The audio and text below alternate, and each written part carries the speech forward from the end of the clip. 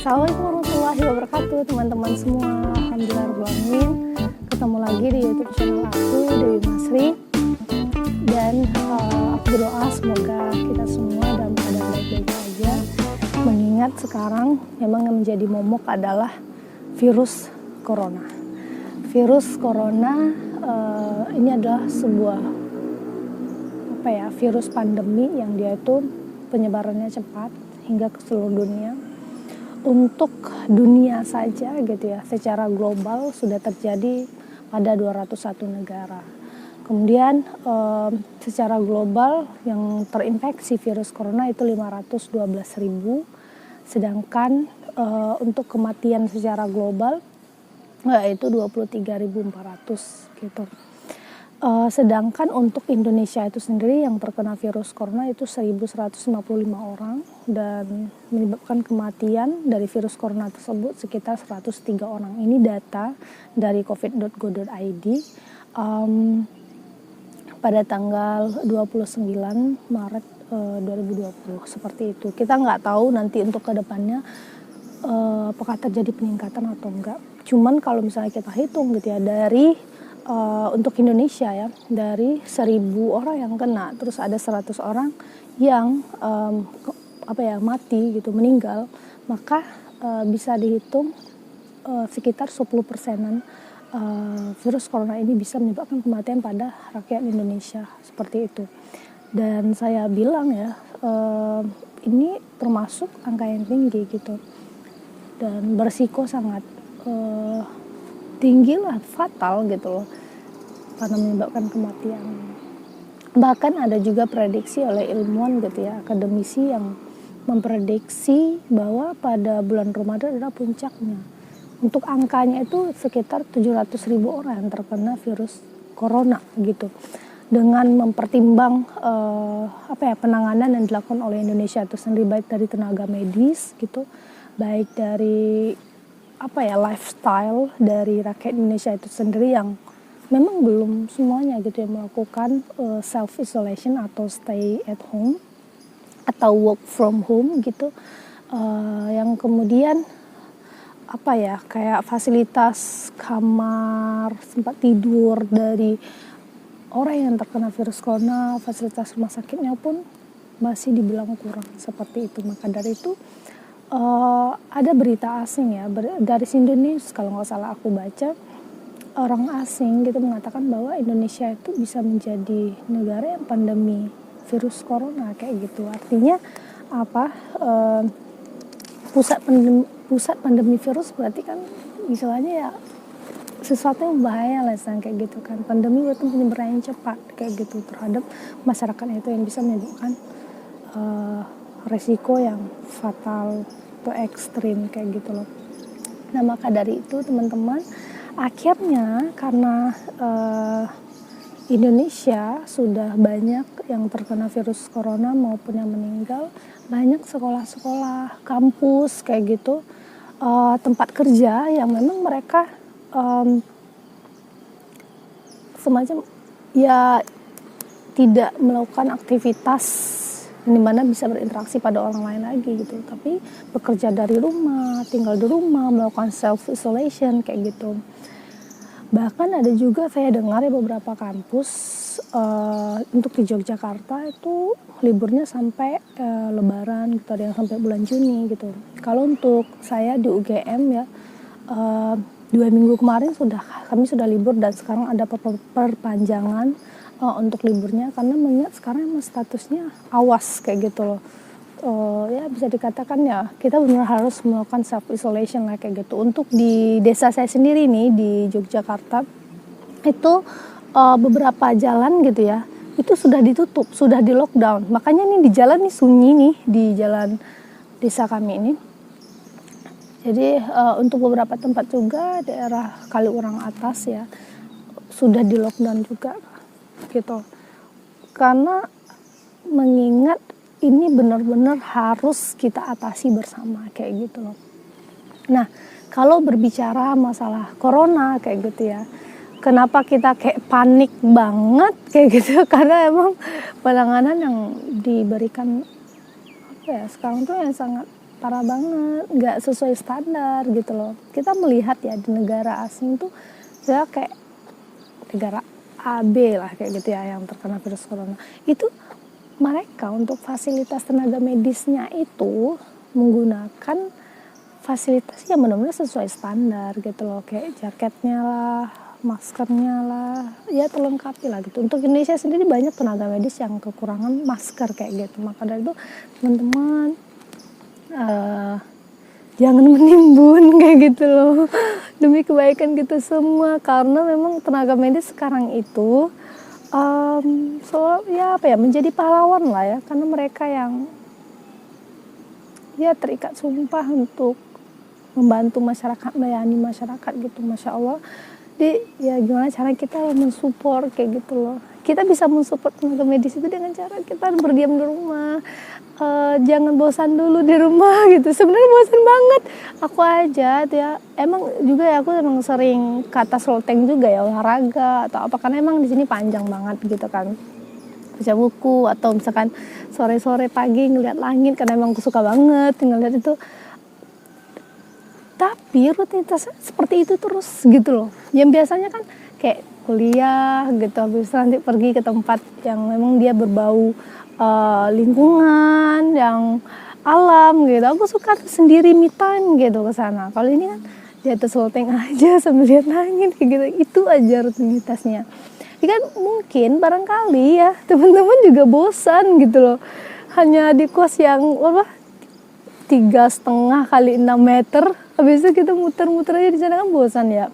Tapi perlu banget kita melakukan self isolation kayak gitu loh. Hilangin dulu deh bosannya itu. Gak apa-apa bosan. Nah, teman-teman diam di rumah aja itu di dalam Islam itu berpahala loh.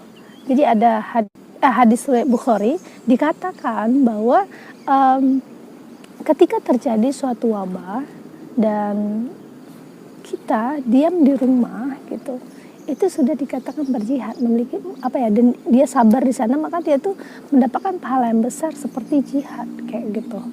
Jadi teman-teman diam di rumah aja udah berjihad meskipun nggak meninggal, di hadisnya dibilang seperti itu. Jadi ketika kita bisa menjaga, mengkondusifkan wabah ini gitu, maka kita berpahala gitu. Mengurangi beban tenaga medis, mengurangi beban ya pemerintah, mengurangi beban masyarakat kayak gitu. Tapi kalau kita melihat seperti ini dan lifestyle masyarakatnya seperti ini agak kurang gitu kan. Kemudian juga pemerintah yang ya aku pikir gitu ya masih kurang lah gitu dalam riayahnya dan pengurusan umatnya gitu. Bahkan banyak lah kurangnya. Nah, kemudian selanjutnya dari tenaga medis yang kurang fasilitas gitu loh, yang kemudian akhirnya banyak juga gitu kan orang melakukan donasi gitu untuk membantu tenaga medis atau orang yang terkena virus corona gitu loh. Nah, kemudian juga kalau mengenai virus corona ini, jadi saya juga teringat ya hadis Bukhari ya, Rasulullah SAW itu mengatakan seperti ini, ketika terjadi suatu wabah gitu di suatu wilayah, maka jangan kamu masuki wilayah tersebut. Dan ketika virus corona wabah itu terjadi di daerahmu gitu, maka jangan keluar dari daerah itu. Itu metode karantina yang efektif dan itu ada dalam Islam. Makanya memang Islam itu sempurna gitu kan. Islam itu rahmatan lil alamin. Tinggal kita mau ambil atau enggak. Dan ketika kita mau ambil secara kafah, secara menyeluruh, maka kita akan dapat rahmat dari Islam itu sendiri. Coba deh teman-teman perhatikan ya, Islam itu mengajar dari semua aspek, serius deh. Coba masalah pergaulan Islam ngajarin loh. Masalah politik Islam ngajarin, masalah ekonomi Islam ngajarin, masalah pendidikan Islam mengajari. Islam itu benar-benar, kalau teman-teman mau gitu mengambil Islam, notice gitu bahwa Islam ini adalah sempurna, bisa mengatur seluruh aspek kehidupan kita, maka teman-teman ngerasa tenang gitu. Nah, berbicara masalah corona ini sendiri, aku juga teringat dengan materi manajemen risiko. Jadi gimana sih, kan banyak orang yang panik tuh, gimana sih caranya kita memanajemen risiko virus corona ini sendiri, kayak gitu. Manajemen risiko itu ada 3 tahapan. Yang pertama yaitu tahapan identifikasi. Identifikasi ini dia tuh berarti melihat, mengidentifikasi semua aktivitas gitu, semua kegiatan kayak gitu. Kemudian yang kedua ada namanya tahap analisis gitu. Di analisis nih tingkat risikonya low, sedang, high atau ekstrim kayak gitu. Yang kemudian dia berdampak pada nanti pengendaliannya seperti apa. Yang terakhir ya pengendalian. Nah, di dalam pengendalian kan itu kan berupa solusi-solusi. Nah, di dalam ilmu K3 gitu ya, ada dikenal dengan hierarki pengendalian. Nah, tahapan yang pertama yang harus dilakukan adalah tahapan eliminasi. Tahapan eliminasi adalah menghilangkan, artinya menghilangkan. Kalau untuk kasus direlate dengan kasus corona ini sendiri, menghilangkan aktivitas yang bisa membuat kita kontak dengan orang lain. Contohnya misalkan kalau di kampus belajar gitu kan ada interaksi tuh antara dosen, mahasiswa, di pasar gitu ya, interaksi penjual, pembeli gitu ya, tempat keramaian kayak gitu. Nah, kan ada interaksi gitu, maka dihilangkan kalau bisa kayak gitu, dihilangkan kalau bisa. Nah, ini adalah tahap eliminasi. Maka dari itu banyak kan yang sudah melakukan tahapan yang pertama ini, eliminasi, yaitu enggak kuliah lagi secara langsung gitu. Jadi itu yang pertama. Yang kedua yaitu tahapan substitusi. Substitusi adalah menggantikan. Dia artinya yang dulu aktivitasnya harusnya berinteraksi antara misalnya dalam perkuliahan harus berinteraksi secara langsung, maka harus menggantikan metodenya gitu. Menggantikan metode yang sekarang dilakukan adalah metode menggunakan aplikasi gitu. Untuk saya sendiri di UGM itu menggunakan aplikasi Webex, Zoom kayak gitu. Jadi menggunakan aplikasi yang bisa membuat metode pembelajaran itu tetap efektif gitu. Itu adalah tahapan substitusi. Nah, atau tahapan substitusi menggantikan menggantikan dengan yang lain gitu. Nanti tergantung improvisasi teman-teman gitu. Kemudian yang ketiga yaitu rekayasa teknik. Rekayasa teknik itu misalkan kita di kelas sangat efektif bisa belajar tatap muka gitu kan. Nah, ya gimana caranya seorang guru tadi ya, seorang pengajar tadi membuat kelas tadi menjadi efektif gitu, misalkan melakukan tanya jawab di aplikasi tersebut gitu ya, yang kemudian gimana ya, mereka yasa teknik metode pembelajaran tersebut gitu sehingga tetap efektif gitu. Kemudian selanjutnya adalah administratif kontrol atau pengendalian secara administrasi berupa aturan-aturan gitu. Untuk aturan-aturan ini sendiri bisa dilakukan oleh pemerintah, bisa dilakukan oleh pemerintah daerah juga gitu ya, desa kayak gitu, kampus, tempat kerja gitu, yang dimana membuat aturan nih, kalian harus self isolation kayak gitu. Kalau misalkan enggak nanti diberikan sanksi ini bla bla. Bahkan ada negara lain tuh ketika dia keluar gitu kan maka ditembak pakai ditembak beneran lah gitu, tembak mati ya, dan tembak pakai aku lupa, tembak untuk air mata itu kayak gitu. Nah, jadi kan itu saya kira itu lumayan efektif karena kan membuat orang jera kayak gitu loh. Nah, itu ada tahapan administratif kontrol. Nah, kemudian yang terakhir yaitu APD. APD adalah alat pelindung diri. APD ini adalah metode yang solusi yang bisa dikatakan sangat di bawah banget lah kayak gitu, tapi dia berpengaruh gitu. Nah, misalkan teman-teman mengharuskan teman-teman harus keluar kayak gitu kan, maka teman-teman menggunakan APD. APD itu apa aja sih? Safety helm gitu ya, bisa kalau di luar ya, safety kacamata kayak gitu, masker gitu, kemudian sarung tangan gitu, kaos kaki, jadi jaket gitu. Teman-teman harus safety banget. Gimana caranya supaya virus ini nggak masuk ketika teman-teman di luar gitu, karena sangat rawan. Virus ini juga bisa dia tuh dari udara kayak gitu loh, dari interaksi gitu, dari sentuhan gitu loh. Jadi teman-teman harus menggunakan sarung tangan lah kayak gitu. Nah, jadi itu adalah metode manajemen risiko ya dalam menghadapi atau menangani virus corona ini sendiri. Dari ilmu yang saya sampaikan tadi gitu, teman-teman bisa mengimprovisasi seperti yang eliminasi tadi, pengurangan atau penghilangan, yang kedua substitusi, menggantikan dengan yang lain, kemudian rekayasa teknik, merekayasa sedemikian rupa, kemudian membuat sebuah aturan ya, administratif kontrol, terakhir itu menggunakan APD gitu ya, didesain APD yang sedemikian rupa dan dipakai serajin mungkin misalnya kayak gitu loh.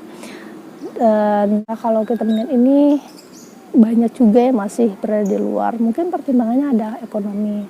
Semoga ya kita doakan bareng-bareng, semoga orang yang masih di luar gitu ya, banyak yang misal tukang becak kayak gitu, bapak gitu kan, semoga diberikan kesehatan yang baik sama Allah, dimurahkan rezekinya gitu, dan semoga Indonesia dalam keadaan baik-baik saja.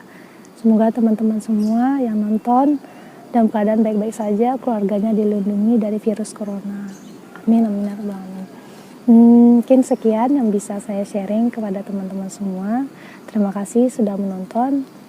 Semoga bermanfaat. Assalamualaikum warahmatullahi wabarakatuh.